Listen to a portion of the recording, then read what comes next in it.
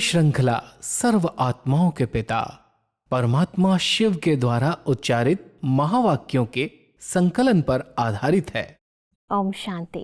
Godlywood studio द्वारा प्रस्तुत अमूल्य रत्न में आप सभी का हार्दिक स्वागत है।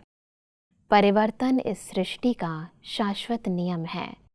यूँ तो प्रत्येक कार्य की गति तथा विधि में समय प्रमाण व परिस्थिति प्रमाण परिवर्तन आवश्यक होता ही है, परंतु परम पिता परमात्मा के बेहद सृष्टि परिवर्तन के कार्य में स्थूल परिवर्तन के साथ साथ सूक्ष्म स्थिति का परिवर्तन भी अत्यधिक महत्व रखता है।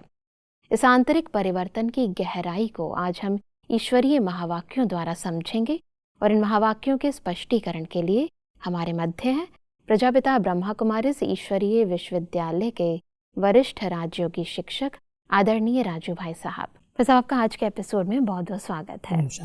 बस अब आज हम बात करेंगे 18 जनवरी 1986 के महावाक्यों पर, जिसका टॉपिक है मनसा शक्ति तथा निर्भयता की शक्ति। बस अब पिछले एपिसोड में हम कुछ मनसा शक्ति की विभिन्न सेवाओं के बारे में बात कर रहे थे। इसी टॉपिक को आगे बढ़ाते हुए परमात्मा कहते हैं कि सूक्ष्म सेवा स्वतः ही कई कमजोरियों से पार कर देगी। जो समझते हैं कि यह कैसे होगा, वह जब इस सेवा में बिजी रहेंगे तो स्वतः ही वायुमंडल ऐसा बनेगा जो अपनी कमजोरियां स्वयं को ही स्पष्ट अनुभव होंगी और वायुमंडल के कारण स्वयं ही शर्मसार हो परिवर्तन हो जाएंगे। कहना नहीं पड़ेगा, कहने से तो देख लिया, इसलिए अभी ऐसा प्लान बनाओ। सब सूक्ष्म कमजोरियों को दूर करने के इस प्लान को थोड़ा स्पष्ट करें। बहुत सी आत्माएं जब शुद्ध श्रेष्ठ संकल्पों में रहती हैं तो उनके द्वारा जब वायुमंडल बहुत शक्तिशाली बनता है तो उसमें आने वाली कोई भी आत्मा अपनी कमियों को महसूस करती है और उसको शर्म आती है कि मेरे अंदर ये रह गया, मेरे अंदर ये कमजोरियां हैं और ये आत्माएं इतनी शक्तिशाली हैं। तो जैसे वायुमंडल उनकी कमी कमजोरियों की महसूसता कराता है, उनको रियलाइज करा देता है और उनको शर्म लगती है कि मेरे अंदर भी अभी तक है। तो परमात्मा कहते हैं जितनी शक्तिशाली मनसा बनती जाएगी, सूक्ष्म मनसा द्वारा खुद की कमियों का भी परिवर्तन होगा, खुद को ही महसूस होगा और वायुमंडल इतना शक्तिशाली बनता जाएगा जो दूसरी आत्माएं अपनी कमियों को देख करके अपने को शर्मसार महसूस करेंगी और अपने को बदल लेंगी। जी, परमात्मा आगे कहते हैं कि परमात्मा को भी अविनाशी अमर भव के वरदानी बच्चे सदा प्रिय हैं और यह आदि रत्न स्थापना के आवश्यकता के समय के सहयोगी हैं। इसलिए ऐसे निमित्त बनने वाली आत्माओं को, आई वेल पर सहयोगी बनने वाली आत्माओं को, ऐसी कोई भी वेला मुश्किल की आती है तो परमात्मा भी उन्हें उसका रिटर्न देता है। इसलिए आप सभी जो भी ऐसे समय पर निमित्त बने हो, उसकी यह एक्स्ट्रा गिफ्ट ड्रामा में नोंधी हुई है। बस अब एक है परमात्मा की डायरेक्ट मदद और ये परमात्मा की जब आई वेल के समय मदद परमात्मा कहते हैं, इसको थोड़ा स्पष्ट करें। कई बार कोई ऐसी परिस्थितियां आती, हर एक के सामने कोई न कोई पेपर आते हैं। जी, शारीरिक पेपर तो हर एक के सामने आते हैं। कोई हिसाब किताब जो पुराने जन्मों में, अनेक जन्मों में हमने विकर्म किए हैं, उसके परिणाम स्वरूप चलते चलते कई ऐसे पेपर शारीरिक मानसिक आ जाते हैं। तो परमात्मा कहते हैं जो बच्चे सदा ही अमर भव के वरदानी रहे हैं, शुरू से लेकर के बाबा के कार्य में सदा सहयोगी बन करके रहे हैं जी, ऐसे बच्चों पर जब कोई ऐसी आईवेल परिस्थिति आती है समय आने पर, तो परमात्मा की एक्स्ट्रा मदद मिलती है, क्योंकि वो सदा ही कार्य में सहयोगी बन करके रहे। तो उन परिस्थितियों में परमात्मा की मदद उन्हें सहज उसको पार करा देती है जी। इसलिए कभी भी ये नहीं सोचना चाहिए कि इनके आगे पेपर आए, जैसे हमारी दादियों के आगे अंत समय में शारीरिक पेपर आए, लेकिन उन्होंने कभी भी ये महसूस नहीं किया मुझे कोई पीड़ा है, मुझे कोई शारीरिक कष्ट है, क्योंकि परमात्मा की एक्स्ट्रा जैसे मदद मिलती रही और उस मदद के आधार से वो इस जगत को जैसे भूले हुए थे, इस देह के दर्द को भूले हुए थे, वतन में थे, यहाँ थे ही नहीं साकार वतन में। तो परमात्मा कह रहे आई वेल ऐसे समय पर ऐसे सहयोगी बच्चों को समय पर सहयोग मिलता है, परमात्मा की एक्स्ट्रा मदद मिलती है जिससे उस पेपर को सहज पार कर लेते।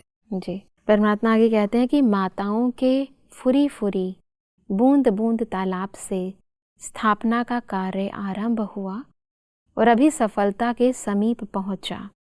माताओं के दिल की कमाई है, धंधे की कमाई नहीं। दिल की कमाई 1000 के बराबर है। स्नेह का बीज डाला है, इसलिए स्नेह के बीज का फल फलीभूत हो रहा है। शुरू में जब स्थापना हुई, यहाँ पर सेवाओं का प्रारंभ हुआ जी। उस समय जो परमात्मा के कार्य में सहयोगी बनी वो बहुत गुप्त रीति से माताएं ही बनी और उन्होंने थोड़ा थोड़ा यज्ञ को सहयोग दिया, जिसको परमात्मा कह रहे हैं बूंद बूंद से फुरी फुरी से तालाब बन गया जी। ना। इतना बड़ा कार्य जो संपन्न हुआ, जो वृद्धि को प्राप्त हुआ और आज इतना विस्तार हुआ है, उसका कारण बना इन माताओं का गुप्त सहयोग। जी। परमात्मा कह रहे हैं वो सच्ची कमाई, वो कोई बिजनेस से कमाया नहीं, लेकिन जो उनका अपना हिस्सा था, जो उनको मिलता था, उसको बचा करके परमात्मा के कार्य में उन्होंने सहयोग दिया। जी। इसलिए उस सहयोग का रिटर्न उनको बहुत प्राप्त होता है जी। और उनके सहयोग से आज इतना बड़ा यज्ञ विस्तार को प्राप्त हुआ। जी। आगे बढ़ते हैं। परमात्मा कहते हैं कि जो घर का गेट खोलेंगे वही स्वर्ग का गेट भी खोलेंगे। अभी वतन में आने की किसको मना नहीं है। साकार में तो फिर भी बंधन है, समय का, सरकमस्टांस का। वतन में आने के लिए तो कोई बंधन नहीं है, कोई नहीं रोकेगा। टर्न लगाने की भी ज़रूरत नहीं। अभ्यास से ऐसा अनुभव करेंगे जैसे यहाँ शरीर में होते हुए 1 सेकंड में चक्कर लगाकर वापस आ गए।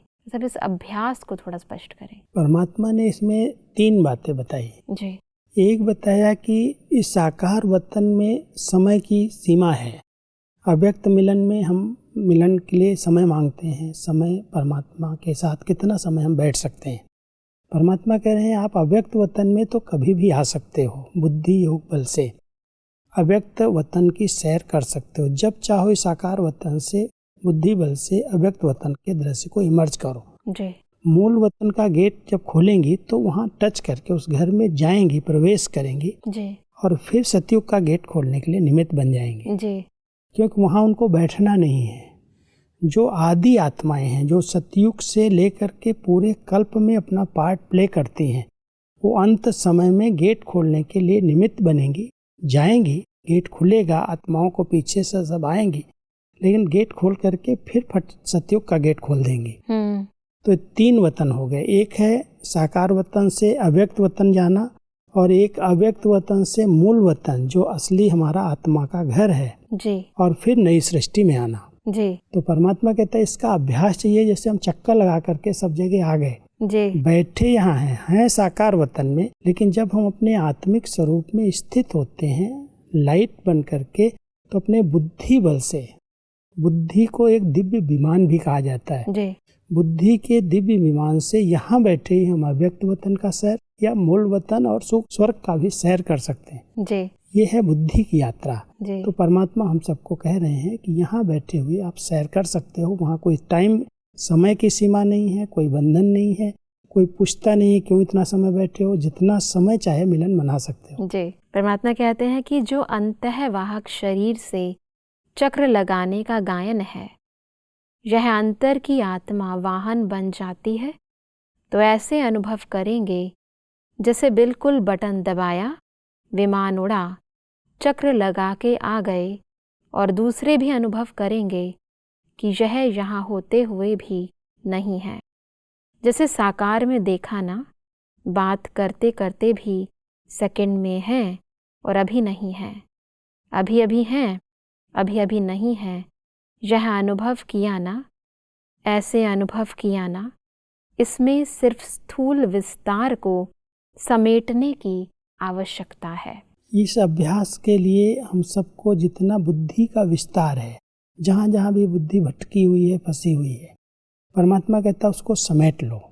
और समेट करके बात कर रहे हैं और बात करते करते जैसे हम यहाँ नहीं हैं, कहीं दूसरी जगह पर हैं।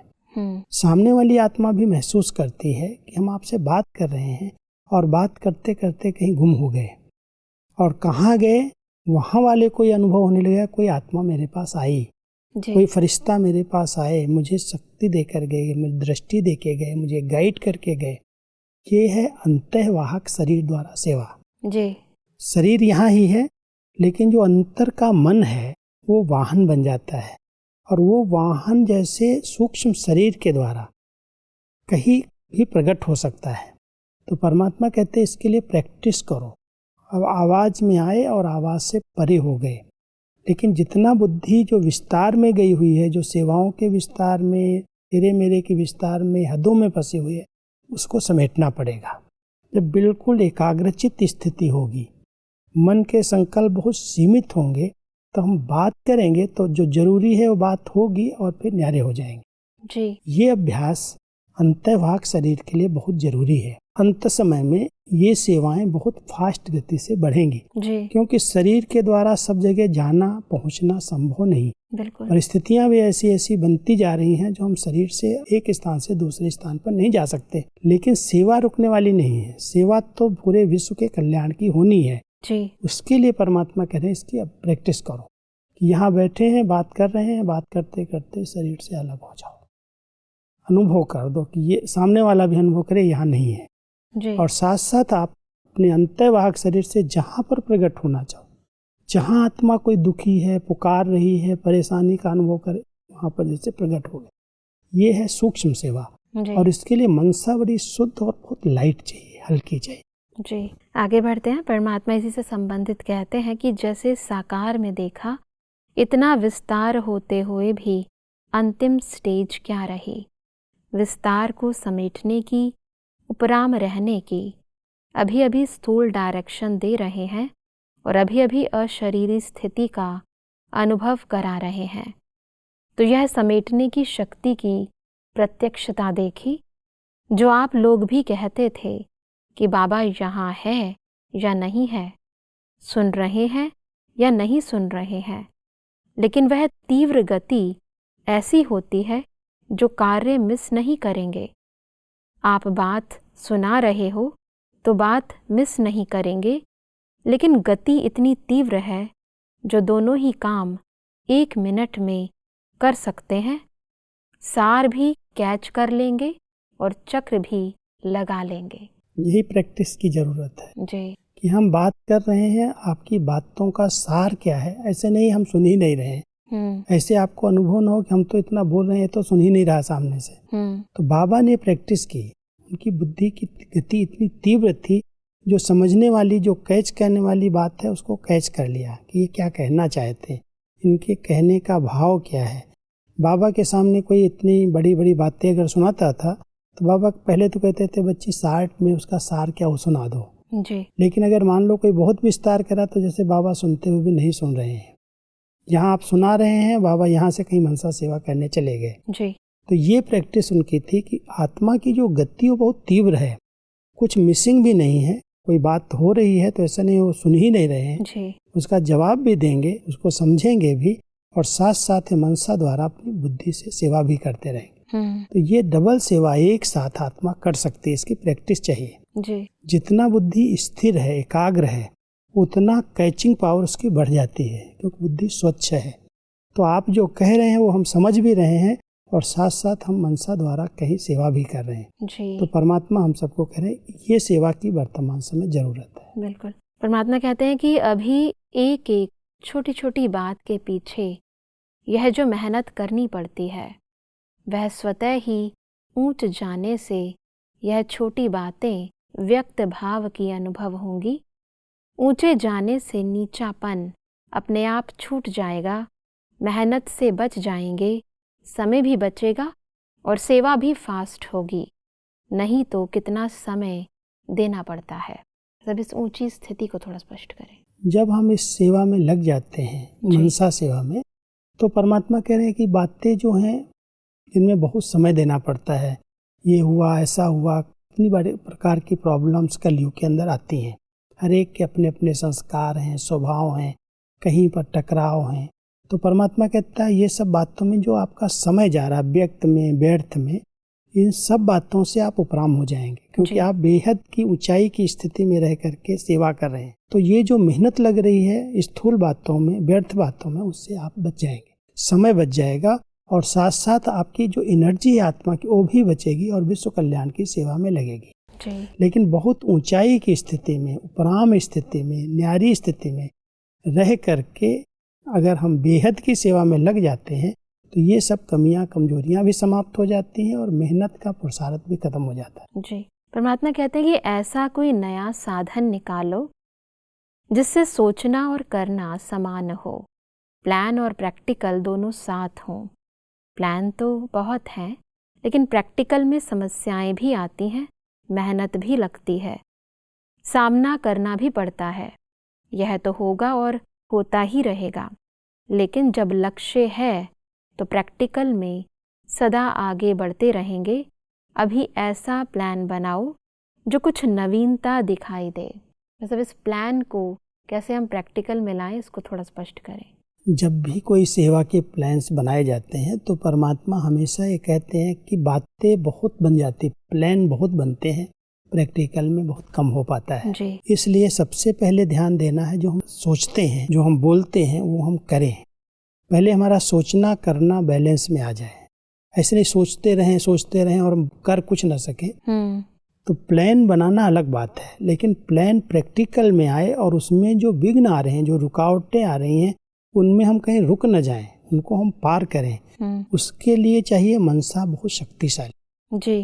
अंदर की स्थिति जितनी शक्तिशाली बनती जाएगी उतना हमारे प्लान प्रैक्टिकल में आते जाएंगे। बिल्कुल। अगर हमारे संकल्पों में ही कोई कमी कमजोरी है तो हम प्लान बनाते रहेंगे, लेकिन प्रैक्टिकल जब करने जाएंगे और कोई परिस्थिति आ जाएगी, पेपर आएगा, तो हम उसको पार नहीं कर पाएंगे। इसलिए परमात्मा कह रहे हैं प्लान बनाओ, लेकिन सोचना उतना ही है जितना हम कर सकते हैं। बिल्कुल। ऐसे नहीं बहुत कुछ सोच रहे हैं और कर कुछ नहीं पा रहे हैं। जी। इसलिए सोचने पर बहुत ध्यान देना, संकल्प पर बहुत ध्यान देना, वही संकल्प उठें जो हम कर सकते हैं। जी। और जो सोचें, जो प्लान करें वो प्रैक्टिकल करके देखें, भले कितना भी सामना करना पड़े। जी। तो परमात्मा ये विधियां बताते हैं कि कोई नवीनता करो। कर रहे हैं, हो रही हैं सेवाएं, ठीक है, लेकिन अभी प्लान और प्रैक्टिकल में अंतर दिखाई न दे। इसीलिए परमात्मा कहते हैं कि हर कर्म करने के पहले यह लक्ष्य रखो कि मुझे स्वयं को संपन्न बनाए, सैंपल बनाना है। होता क्या है कि संगठन का फायदा भी होता है तो नुकसान भी होता है। संगठन में एक दो को देख अलबेलापन भी आता है और संगठन में एक दो को देख करके उमंग उत्साह भी आता है। दोनों होता है तो संगठन को अलबेलेपन से नहीं देखना है। कई बार हम संगठन में देखते हैं बहुत कुछ सीखने को भी मिलता है जी। लेकिन कई आत्माएं अगर अलबेली होती हैं, मान लो आज संगठन में हम योग करते हैं, प्रैक्टिकल की बात है, योग करते हैं, हमारे साथ 4 लोग कर रहे हैं, हम सोचते हैं संगठन में हम बैठेंगे तो वहाँ का वायुमंडल योग में बहुत मदद करता है। जी। इतनी सारी योगी आत्माएं, पवित्र आत्माएं एक शुद्ध संकल्प में बैठी हैं, तो कोई का योग नहीं लगेगा तो संगठन में जाने से योग लग जाएगा। जी। लेकिन कई बार हमारा देखने का दृष्टिकोण होता है, ये सो गया है, ये नींद कर रहा है, ये ऐसा कर रहा है, इधर देख रहा है, हम उस आत्मा को देखने लगते हैं तो संगठन हमें अलबेला बना देता है। जी। हमारे संकल्प उस प्रकार से चलने लगते हैं। इसलिए परमात्मा यहाँ दोनों बातें कह रहे हैं कि संगठन अलबेला भी बना रहा है और संगठन से उमंग उत्साह भी आ रहा है। चाहिए हमारा दृष्टिकोण, हम किस नज़र से उस संगठन में को देखते हैं। अगर हम कमज़ोरों को देखेंगे, हम नींद करने वालों को, ऐसे लोगों को देखेंगे, नींद का कारण कुछ भी हो सकता है, उसकी शारीरिक प्रॉब्लम्स हो सकती हैं, कुछ कारण हो सकते हैं, हम सोचते रहे ऐसा क्यों कर रहा है, सोचना नहीं, अपनी स्थिति में हम बैठेंगे तो संगठन हमें बल देगा और हम बहुत सहज अनुभव कर सकेंगे। बिल्कुल। तो संगठन से सीखने को मिलता है और संगठन में जाने से कई बार नुकसान भी होता है। बिल्कुल। परमात्मा इसीलिए कहते हैं कि हर एक यही समझे कि हमें सिंपल और सैंपल बनना है। यह सेवा की प्रवृत्ति वृद्धि को तो पाती रहती है, लेकिन यह प्रवृत्ति उन्नति में विघ्न रूप नहीं बननी चाहिए। अगर उन्नति में विघ्न रूप बनती है तो उसे सेवा नहीं कहेंगे। वैसे सिंपल और सैंपल, इसको थोड़ा स्पष्ट करें। परमात्मा हम सबको कहते हैं कि कोई भी कार्य अगर आप कर रहे हैं तो सैंपल हमारा देखें लोग। एग्जाम्पल कहते हैं, सैंपल कहते हैं। जी। कोई भी चीज़ का सौदा तब किया जाता है जब सैंपल अच्छा होता है। तो सैंपल हो बहुत सिंपल लाइफ का, ऐसी साधारण जीवन, इतनी अच्छी स्वच्छ साफ जीवन, सादगीपूर्ण जीवन, उसको कहते हैं सैंपल। जी। ऐसे सैंपल और सिंपल बनने वाली आत्माएं सेवा में बहुत अच्छी आगे बढ़ सकती हैं। जी। तो परमात्मा हम सबको एक बात अंडरलाइन करा रहे हैं कि सेवाएं तो वृद्धि को प्राप्त होंगी, लेकिन सेवाओं की प्रवृत्ति हम आत्माओं को अपने बंधन में न बांध ले। सेवाएं तो विस्तार को पाएंगी, उस सेवाओं के विस्तार में रहते हुए हम एक सैंपल बने कि हमें वो सेवाएं अपनी तरफ आकर्षित न कर ले, बंधन में न बांध ले। जी। प्रवृत्ति में रहते एक बहुत सुंदर शब्द बाबा यूज करते हैं, परवृत्ति रहे, वृत्ति परे रहे, फंसे नहीं। जी। तो प्रवृत्ति को हम संभालें, विस्तार हो रहा है सेवाओं का और होगा, लेकिन उसके बीच में रहते मुझे सैंपल बनना है, सिंपल बन करके सैंपल बन करके रहना है। कोई भी प्रवृत्ति की आकर्षण हमें अपनी तरफ आकर्षित न करे। जी। परमात्मा कहते हैं कि संस्कार भिन्न भिन्न तो हैं भी और रहेंगे भी। अभी जगदम्बा को देखो और ब्रह्मा को देखो, संस्कार भिन्न भिन्न ही रहे। अभी जो भी निमित्त दीदी दादियां हैं, संस्कार एक जैसे तो नहीं, लेकिन संस्कार मिलाना यह है स्नेह का सबूत। यह नहीं सोचो कि संस्कार मिले तो संगठन हो, यह नहीं। संस्कार मिलाने से संगठन मजबूत बन ही जाता है। सेवा एक है, लेकिन निमित्त बनना, निमित्त भाव में चलना, यही विशेषता है। अगर हम सब इस विशेषता को अपने जीवन में अपना लेते हैं कि हम सब निमित्त हैं और एक दूसरे की विशेषताओं को देख करके हमें संगठन में चलना है। जी। क्योंकि कोई समझे कि हमारे संस्कार एक हो जाएंगे, तो बाबा कह रहे हैं संस्कार तो जगदम्बा माँ के और ब्रह्मा बाबा के भी समान संस्कार नहीं थे। जी। दीदी और दादी के भी संस्कार कोई एक नहीं थे, लेकिन उन्होंने संस्कारों को मिलाया। जी। एक दूसरे को सम्मान दिया, एक दूसरे की विशेषताओं का यूज किया। वो कभी भी संस्कारों के अधीन नहीं हुए। जी। इसलिए परमात्मा हम सबको कह रहे हैं कि जो निमित्त आत्माएं हैं वो एक दूसरे की विशेषता को देख करके आगे बढ़ जाती हैं। जी। संस्कार कैसे भी हों, उन संस्कारों में अपने आप को एडजस्ट करती हैं, संस्कार मिला करके चलती हैं। जी। तो सेवाओं में सफलता का आधार है कि हम संस्कारों को न देखकर एक दूसरे को सम्मान दें और उनकी विशेषताओं को देख करके आगे बढ़ें। बिल्कुल भाई साहब, आज हमने समझा कि कैसे हम अपनी शक्तिशाली स्थिति से, वृत्ति और मनसा से संपूर्ण विश्व के परिवर्तन का कार्य सहज कर सकते हैं। इस सब स्पष्टीकरण के लिए आपका बहुत बहुत धन्यवाद। ओम शांति। दर्शकों, आज के महावाक्यों में परमात्मा ने कहा कि हमें ब्रह्मा बाबा के समान विस्तार को समेटने का, उपराम रहने का और अशरीरीपन का अभ्यास करना है। परमात्मा ने कहा कि हर कर्म करने से पूर्व हमें ये लक्ष्य रखना है कि हमें स्वयं को संपन्न बनाए, सभी को सैंपल बनाना है। परमात्मा ने कहा कि हमें आपस में संस्कार मिलाकर संगठन को मजबूत बनाना है, यही ईश्वरीय स्नेह का सबूत है। दर्शकों, आज के महावाक्यों से संबंधित यदि आपके मन में कोई प्रश्न है तो आप हमें ईमेल कर सकते हैं। हमारा ईमेल आईडी है amulyaratna@godlywoodstudio.org। अगले एपिसोड में एक और अव्यक्त वाणी के साथ आप सभी के समक्ष हम फिर हाजिर होंगे। तब तक के लिए लेते हैं इजाजत। ओम शांति।